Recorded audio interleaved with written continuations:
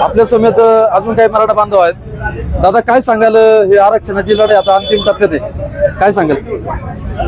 लढाई जरी आता अंतिम टप्प्यामध्ये जरी असली तरी आजच्याला जो आमचा मराठा समाज आहे हा मुंबईमध्ये ठाण मांडून बसलेला आहे। परंतु आता जर पाहिलं तर राज्य सरकारला एक झोपलेल्या माणसाचं सोंग करून बसलेलं आहे। कारण आज लाखोनी नव्हे तर कोटींनी मराठी समाज मुंबईमध्ये त्या ठिकाणी आंदोलन करत आहे। आजचं जर सरकार पाहिलं तर पूर्णपणे कानाडोळा करून समाजाकडे पाहत आहे आमच्याकडे। आणि आजची जर परिस्थिती पाहिली तर इंग्रजांचं राज्य परवडलं, आज भारताला स्वातंत्र्य मिळालेलं आहे, पण हे स्वातंत्र्य मिळून सुद्धा त्या लोकशाहीचा कुठेतरी अपमान केला जातोय। कारण लोकशाही मध्ये प्रत्येकाला स्वतःचा अधिकार मांडण्याची भूमिका घेण्याची लोकशाहीने अधिकार दिलेला आहे। आणि आजचं जर हे सरकारमध्ये पाहिलं तर एखाद्या मंत्र्याची निवडणूक जर सभा असती त्या सभेला त्यांनी जय्यत तयारी केली असती, कोट्यवधी रुपयाचा खर्च केला असता। आणि जो महाराष्ट्र मराठी समाजाचा आहे, मराठ्यांचा आहे, त्याच महाराष्ट्रामध्ये आज आपल्याला आंदोलन करताना कोणतीही सुविधा त्या ठिकाणी पुरवली जात नाही। खऱ्या अर्थानं जर पाहिलं तर आज संपूर्ण मराठा समाज एकजुटीने आपल्या हक्काच्या आंदोलनात, या आरक्षणाच्या आंदोलनामध्ये उतरलेला आहे। परंतु आजचे राज्यकर्ते हे वेगळ्या वाटेने जात आहे आणि आजच्या आंदोलनाचा जो काही कार्यक्रम आहे हा 100% आरक्षण घेतल्याशिवाय मराठा समाज मागे राहणार नाही अशी आम्हाला अपेक्षा आहे। तुम्ही कुठून आलात, गाव कोणतं तुमचं? मी दोंदे गावून आम्ही आलेलो आहे। तुमचं नाव काय?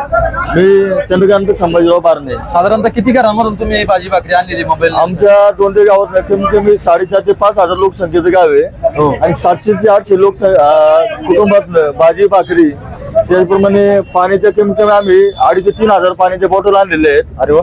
बेळीचे आम्ही जवळ 100 किलो बेळ आणलेली आहे, फरसाण आणलेले आहे, 150 किलो सफरचंद आणलेले आहे, 10 कॅरेट केळी आणलेले आणि इतरच साहित्य आमच्या ग्रामस्थांनी भरपूर दिलेले आहे। आणि वेळेचा अभाव असल्यामुळे आम्ही इथं जरी पोहोचलेलो आहे तरी आमच्या समोर असलेले आमचे बंधू अनिल शेठ बारणे असन, आमचे दादासाहेब कोणकर असन, आम्ही सर्व लोकांनी ज्यावेळेस कालच्याला सोशल मीडियावरती मागणीसाठी लोकांना निवेदन केलं, आवाहन केलं, आता पण आम्ही इथे पोहोचलोय तरी अजून लोक आम्हाला सांगतात की आम्हाला तुम्हाला आर्थिक स्वरूपात मदत करायची किंवा भाकरी घेऊन यायचे। ते भविष्यामध्ये रोज ज्यावेळेस आपल्या राजगुरू शहरातनं गाडी जाणार तर त्याच्यामध्ये दोंदे गावातनं जे काही मिळेल ते आम्ही रोज देत जाणार आहे।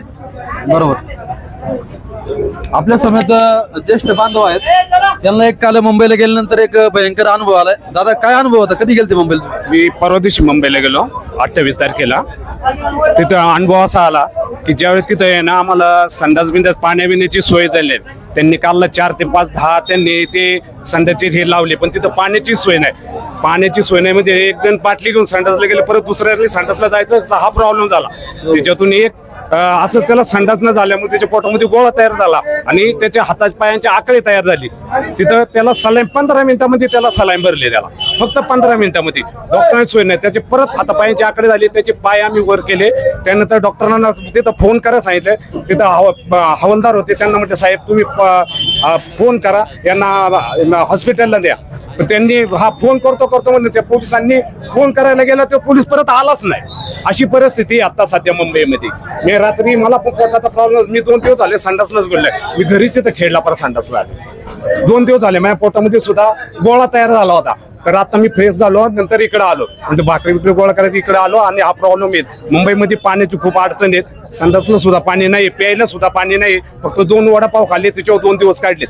आणि आम्हाला संडासला आम्ही ट्रेननी बसून भायखळ्याला संडासला जायचो, रेल्वे स्टेशनला तिथं संडास करायची, परत ट्रेननी बसून परत CST-ला यायचं। अशी हालत, झोपायची हालत तर खूपच बेकार आहे। तिथं ट्रेन रेल्वे स्टेशनवर झोपलो 2 दिवस, त्याच्यावर झोपायचं ठिकाण म्हणजे आमचं रेल्वे स्टेशनच होतं, तिथंच आम्ही झोपू। म्हणजे हे आंदोलन सुरू होण्याच्या पूर्वी मुंबईमध्ये ज्या मूलभूत सुविधा सर्व चालू होत्या, म्हणजे अचानक आता सरकारने जाणून बुजून ते बंद केलं? हो, आम्ही वडापाव खायचा होता, आम्हाला काहीतरी चालू करावं म्हणून आम्ही ना आंदोलनाला मध्ये मंत्रालयापाशी तिथं बसलो।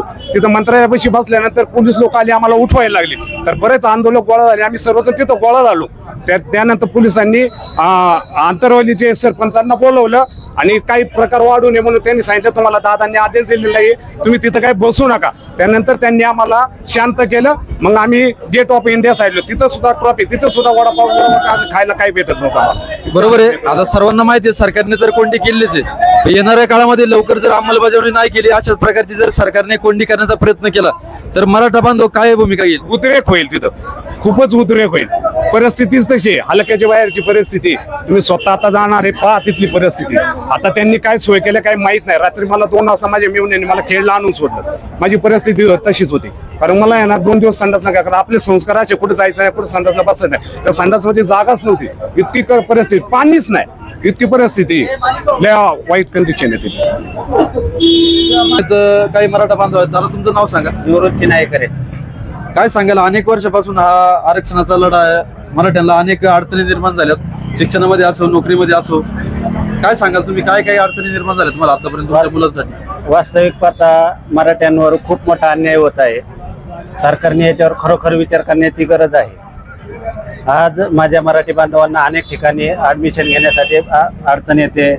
भरपूर असे आमचे हे त्यांना खूप अडचणी आहेत. वास्तविकता माझी एकच इच्छा आहे की सरकारने आम्हाला वेळेत आरक्षण देऊन आमचा अंत पाहू नये.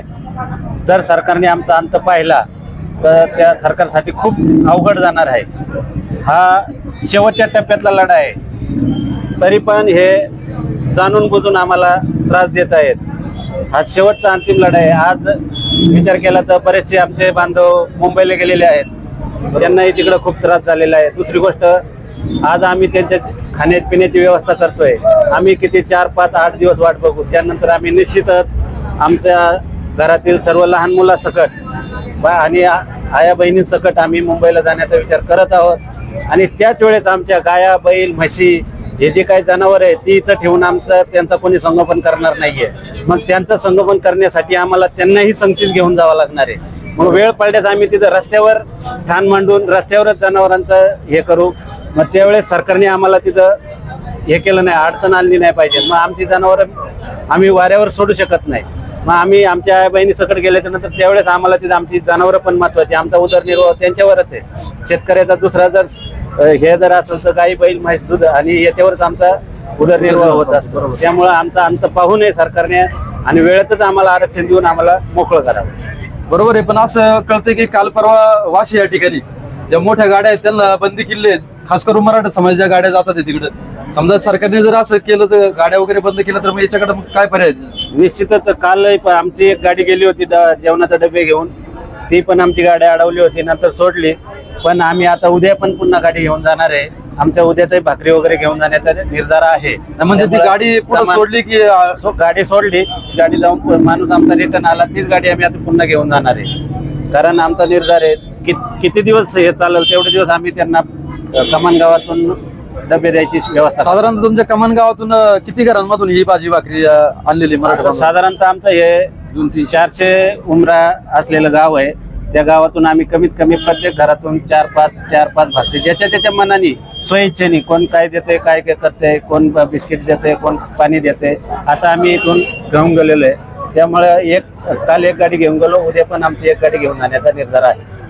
नक्कीच आपण पाहतो या दादांनी सांगितलं किती दिवस जरी आंदोलन चाललं तरी आमची पूर्णपणे तयारी आहे. संपूर्ण घराला टाळा लावून आमची जनावरे मुंबईच्या दिशेला त्या ठिकाणी मुंबईला घेऊन जाण्याची देखील तयारी आहे. अशा प्रकारची तयारी आता मराठा बांधवांनी दर्शवलेली आहे. नक्कीच सरकारने याची गांभीर्याने दखल घेतली पाहिजे आणि लवकरात लवकर अंमलबजावणी केली पाहिजे अशी आपल्या सर्वांची इच्छा आहे. एक मराठा, लाख मराठा, छत्रपती शिवाजी महाराज की जय, धर्मवीर छत्रपती श्री संभाजी महाराज की जय.